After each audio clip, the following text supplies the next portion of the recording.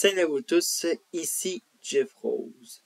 L'autonomisme au Canada a de plus en plus de vent dans les voiles. Comme par exemple, au Québec, le premier ministre François Legault demande 100% des pouvoirs en immigration. En Saskatchewan, le premier ministre Scott Moe a présenté son plan pour une économie autonomiste.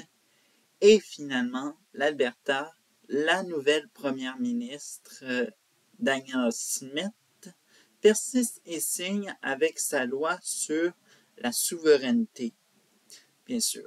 Et c'est le cas de l'Alberta qui nous intéresse de plus en plus.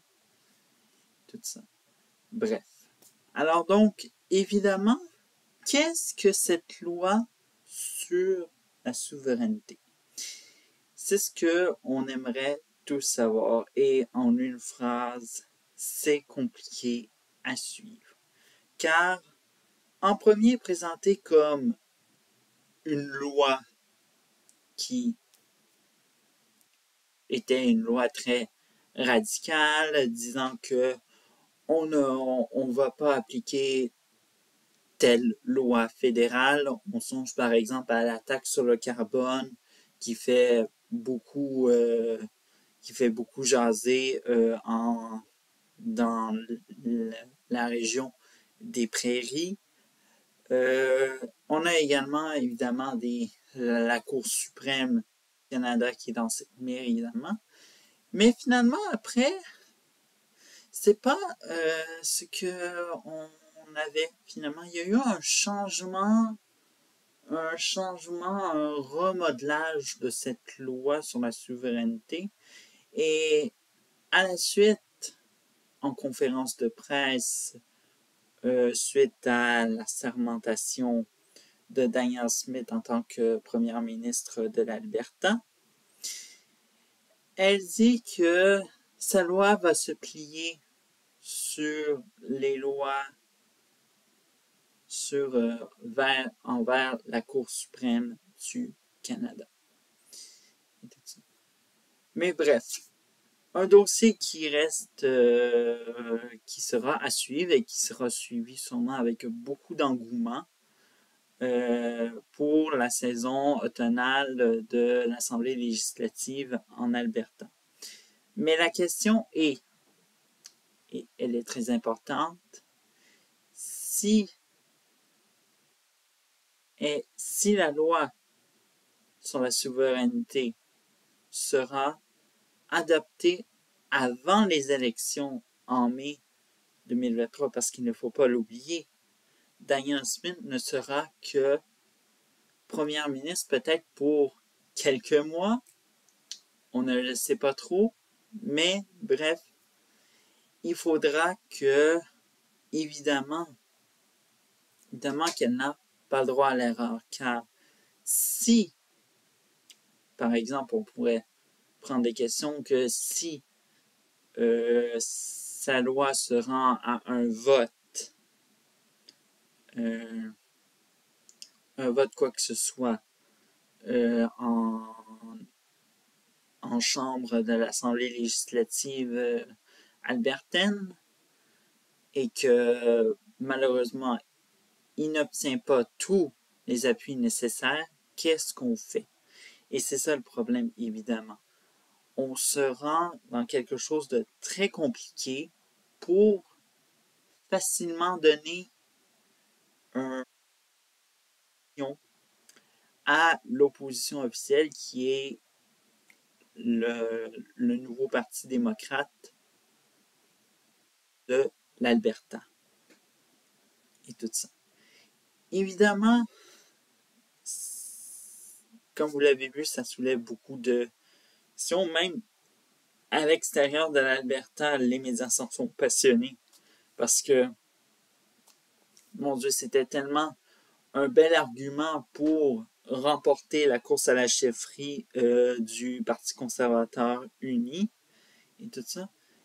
Mais évidemment, la question est comment l'Alberta s'est rendu avec des positions autonomistes. Et Et ça, il faut faire littéralement un saut dans le temps et tout ça. Retour en 2019, soit en mai. Le Parti conservateur uni, une fusion entre le Parti progressiste conservateur de l'Alberta et du Parti Red Rose, fusionnent pour donner ce qui est le Parti conservateur uni dans sa composition actuelle. Et chasse le nouveau Parti démocrate de l'Alberta qui était mené par l'ancienne première ministre Rachel Notley et qui est toujours et qui est actuellement la chef de l'opposition officielle en Alberta, bien sûr.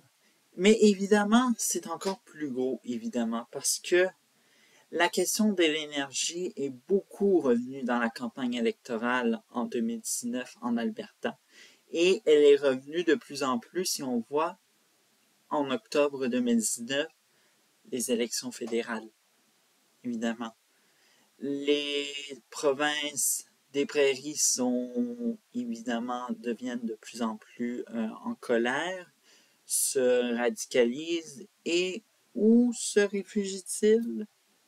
Vers le Parti conservateur. Alors donc, que ce soit les régions, les milieux urbains, les milieux ruraux, tout l'Alberta ne sera pas épargné par la vague conservatrice qui fut la même chose en Saskatchewan. Bref, alors donc 100% conservatrice et le message est un peu envoyé pour Justin Trudeau. En effet, c'est ce qu'il croyait. Mais évidemment, ce n'est pas assez. Évidemment. Il faut savoir que excusez-moi, durant la fin 2019, les médias ont rapporté que le mouvement séparatiste dans la province de l'Alberta, normalement on voit ça au Québec, mais une autre province l'a fait, c'est l'Alberta, va faire de plus en plus parler. Et ça s'appelle le Wexit, qui veulent l'indépendance du Manitoba, de la Saskatchewan, de l'Alberta et de la Colombie-Britannique, évidemment. Alors donc, tout ceci formerait un potentiel pays. Mais bref, on sent que ça s'est essoufflé, mais évidemment, du côté politique, des partis politiques se sont formés avec cet enracinement du mouvement séparatiste. On a par exemple le parti qui s'est présenté aux élections fédérales de 2021, le parti Maverick, qui est un peu similaire à ce qui est le Bloc québécois pour représenter les revendications, sauf que c'est pour représenter plutôt les revendications de l'Alberta au niveau ce qui est du Wexit et tout ça. Et, bien sûr, dans ce qui est pour la prochaine élection, bien sûr, qui sera en mai 2023, 2 partis indépendantistes seront de la partie pour la campagne électorale en Alberta. Pour celle de 2023, je vous répète. On a soit le Independentist Party et l'autre, le petit nouveau, qui est le Red Rose Independentist.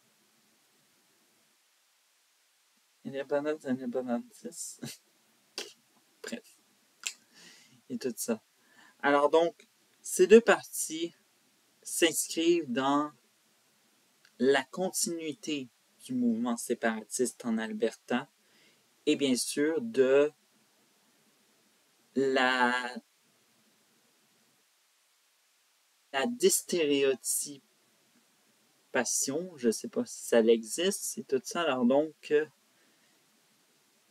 toujours pensé que il y a juste au Québec qu'on peut parler d'indépendance et le reste, c'est toujours fédéraliste et tout ça. Mais bon, au Canada, rien n'est parfait et évidemment, l'Alberta le prouve.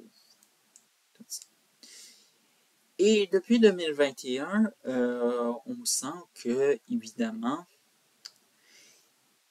le référendum sur la péréquation qui a mis en valeur l'autonomisme en Alberta.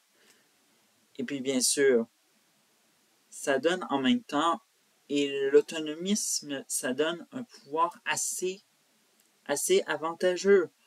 On peut rester dans le Canada sans se séparer, mais bien sûr, les idées comme par exemple ce référendum sur la péréquation, on s'entend que ça n'a pas donné grand-chose, évidemment, parce que l'Alberta reçoit toujours moins d'argent, comme le disait Jason Kenney.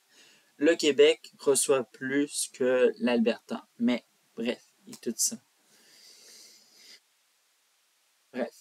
Et en 2022, nous sommes la loi sur la souveraineté de Danielle Smith.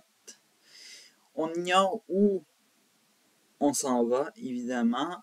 On sent que de plus en plus, avec cette période de 4 années au pouvoir, et bien sûr le premier mandat du Parti conservateur uni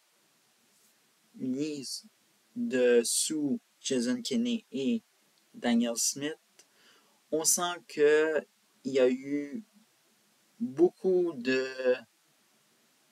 formes politiques qui se sont enfin délibérées, sortir de l'ombre, et bref, qui forment ce qu'on pourrait dire la politique au Canada. Alors donc, c'est ce qui conclut cet édito. Je vous dis à dimanche prochain et à une prochaine vidéo.